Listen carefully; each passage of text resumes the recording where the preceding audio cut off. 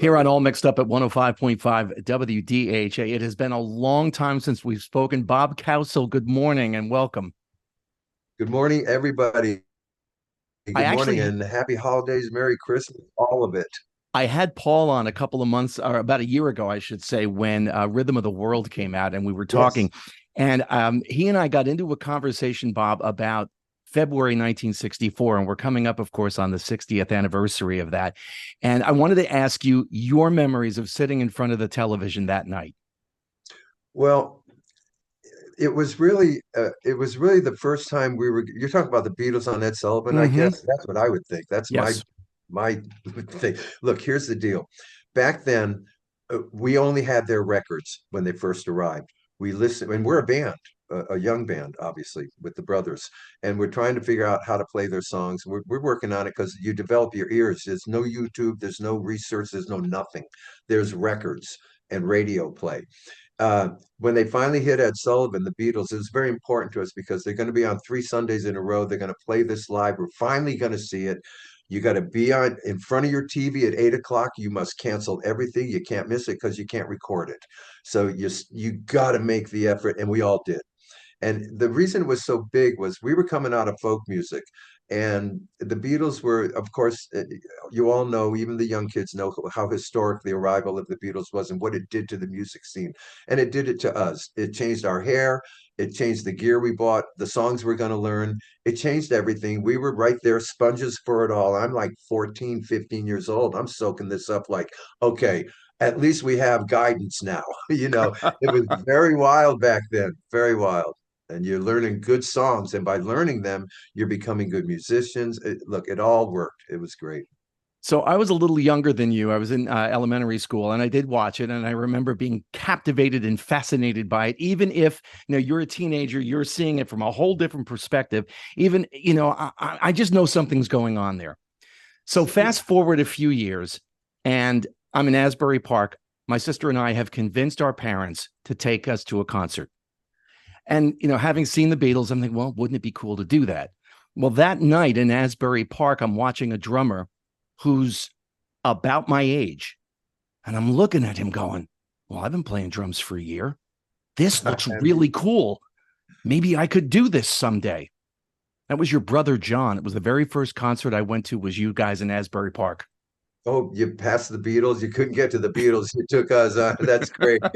Hey, listen, John Cowsill, to this day is one of the great drummers, but back then even was a great drummer. And I have to tell you, as his older brother, I stood in front of him our whole career. I rarely turned around. I remember telling him one day, John, you're really a good drummer. I see, because later on you could see clips of yourself on stage. Back then, no one's taking your pictures on stage. You don't know what you're doing up there. It's not coming back at you on YouTube that night. So it was very interesting to see him later and to watch him drum, to realize how good he was. And I think as his older brother, I knew he was good, but I wasn't going to tell him. Maybe I don't Rhythm of the World is the latest album. It's been out about a year, know. but there's a brand new EP that has just come out, a Christmas offering from the Cowsills. There are 3 tracks on it. Tell us about Christmas Time Song for Marissa, Bob.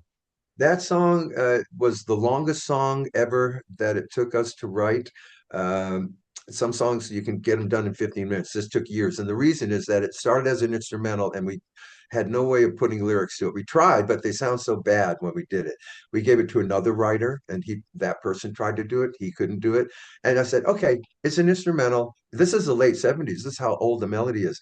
It's an instrumental. Wipeout was an instrumental. Pipeline. This is an instrumental. And I let it be. Well, then we're having our children, and our youngest was born and very sick and in NICU and not going to make it. That was going on.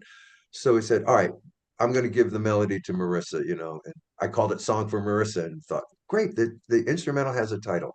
And it stayed that way for years.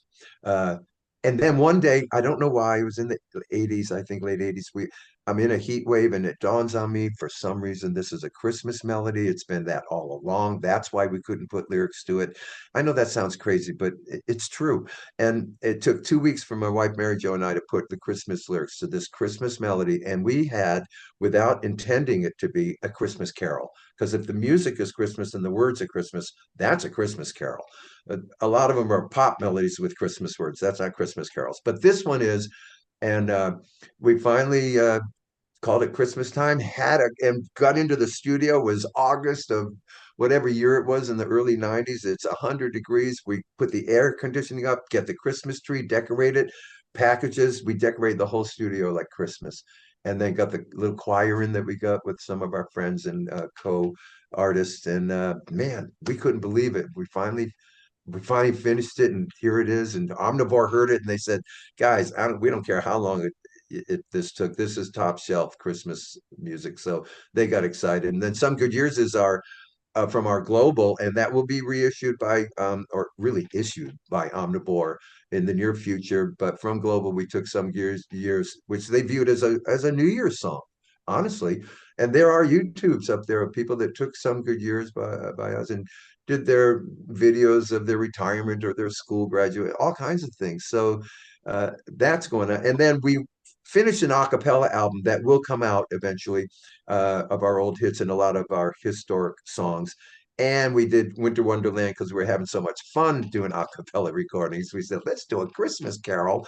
And so we put a cappella Winter Wonderland on there with the other two songs. And there you go. Merry Christmas from the Cowsills. I'm so glad you're putting Some Good Years out, because that whole global album was wonderful. It's just a Thank you. power pop masterpiece, if you will. And I'm so glad to hear that you're going to do something with that, because that's a great song. Thank you. You would appreciate we have the Cowsills podcast, okay, folks, and every Wednesday a new episode comes out. And just this last Wednesday, it's been running with a guy named Mark Nathan who worked for Atlantic Records, who walked in. Just to give you a brief thing, you should hear him tell it on the podcast.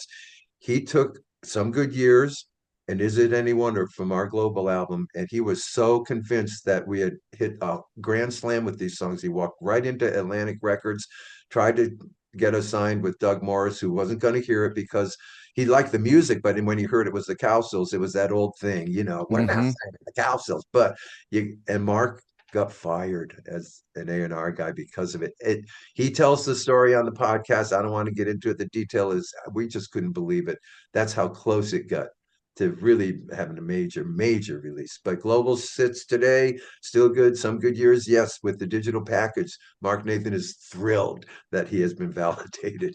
Took a while, but Winter Wonderland, and you mentioned his a cappella, and those harmonies are just incredible, because it's not just thirds and fifths off of the melody. These harmonies just weave back and forth. It's right. marvelous to listen to.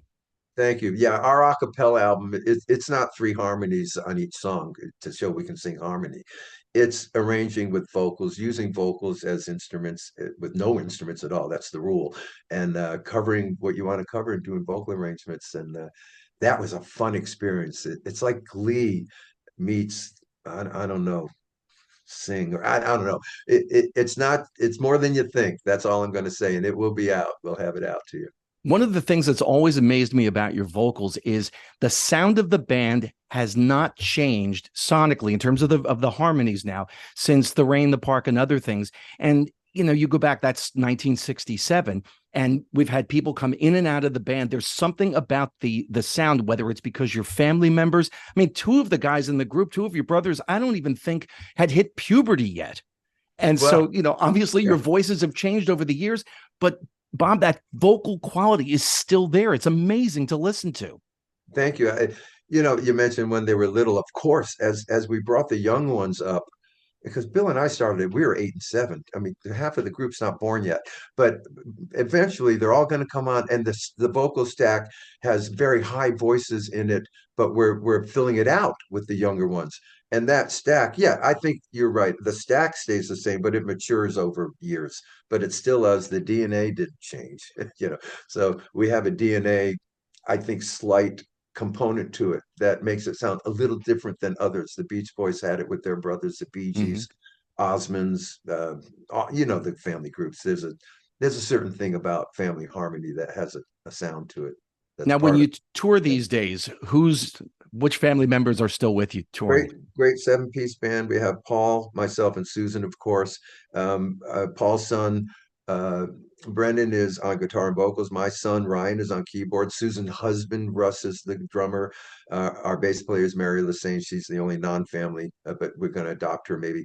And with Johnny Boy leaving the Beach Boys, he's on our holiday effort with us with this Christmas time and Some Good Years. John recorded these with us. He's with us for the holiday season, and he and his wife Vicky Peterson from the Bangles have projects going on now, and you'll be quite surprised. They're recording songs written by our brothers Bill and Barry, who are passed along, of course.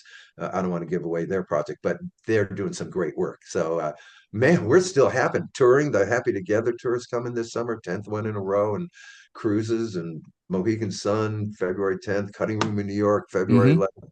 Yeah, It's the just, we're very fortunate. We're the Happy fortunate. Together tour usually comes into New Jersey. In fact, right around the corner in Morristown Absolutely. at the Mayo Performing Arts Hail. Center. So I'm pretty sure you'll be back there again. And then that date for the Cutting Room is February 11th, and I can't wait to see that.